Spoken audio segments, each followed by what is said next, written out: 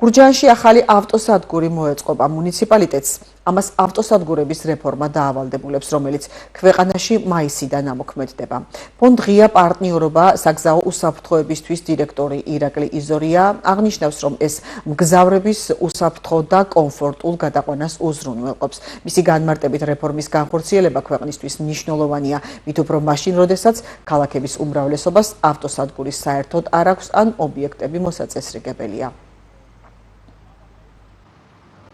რა თქმა უნდა, იქ არის სამი კატეგორიის ავტოსადგურზე საუბარი, ერთი საერთაშორისო, მეორე ადგილობრივი და შიდა გადაზიდვების, მესამე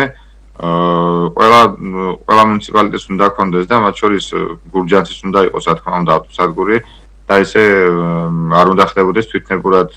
იქ მინივენების გასვლა, მგზავრთა გადაყვანა და ასე შემდგომ, ამიტომ გარკვეული ვადა მიეცემათ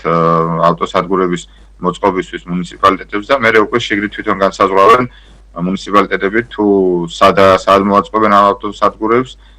რომელი რეისები იქნება დაგეგმილი გადაყვანებისთვის და თუ რა რეგულაციებს უნდა დაექვემდებარონ ეს ადგილობრივი,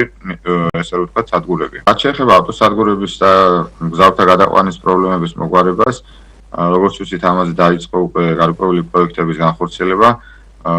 და გადადებულია, თუმცა ვფიქრობ, რომ ძალიან მნიშვნელოვანი რეფორმაა და უნდა იყოს აუცილებლად გატარებული. ჩვენ ვიცით, რომ შემთხვევაში მგზავრთა გადაყვანა ხდება საგზაო უსაფრთხოების წესების დარღვევით, იქ შეიძლება ავტომობილის კატეგორია არ ემთხვეოდეს, ან მას არ ჰქონდეს გადამზიდველის ლიცენზია, შესაბამისად ავტომობილი არ იყოს მგზავრთა გადაყვანაზე გათვლილი და იყოს სატვირთო გადაკეთებული, იქ სიჩქარის დარღვევების ფაქტების მონიტორინგი უნდა მოხდეს, ასევე უშუალოდ ავტოსადგურებში უნდა ხდებოდეს კონკრეტული ესე რომ ვთქვათ გრაფიკების შედგენა დღევანდელი პერიოდით. ანუ ხედავთ, რომ ავტოსადგურებიდან როცა გადიან ეს მიკროავტობუსები თუ ავტობუსები, ხშირ შემთხვევაში არ ემთხვევა წარმოდგენილ გრაფიკს, არ არის ყველგან არ იყიდება ბილეთები, არ არსებობს ელექტრონული გაბილეთიანება, რაც ასევე არა მარტო საქართველოს მოქალაქეებს, არამედ თვითონ ტურისტებსაც უქმნის პრობლემას, ანუ ტურისტმა არ იცის, როგორ დაგეგმოს თავისი ვიზიტი, მგზავრობა ერთიდან მეორე რეგიონში. აქვე გათვალისწინებულია გარკვეული ინფრასტრუქტურული, ესე რომ ვთქვათ, ჩარევები, ანუ უნდა იყოს შესაბამისი ბაქანი, რომელიც უსაფრთხოდ ასვლას-ჩამოსვლას უზრუნველყოფს ადამიანებისთვის,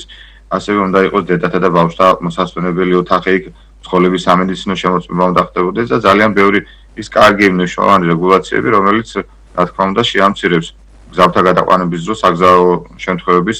რიცხვს და ვფიქრობ, ძალიან მნიშვნელოვანი პროექტია და რაც უფრო მალე განახორციელებს ქვეყანა ამას, უფრო მეტად მალე მივიღებთ იმ შედეგებს, რასაც ნაკლები მოქალაქის დაშავებულობა და დაღუპულობა ქვია.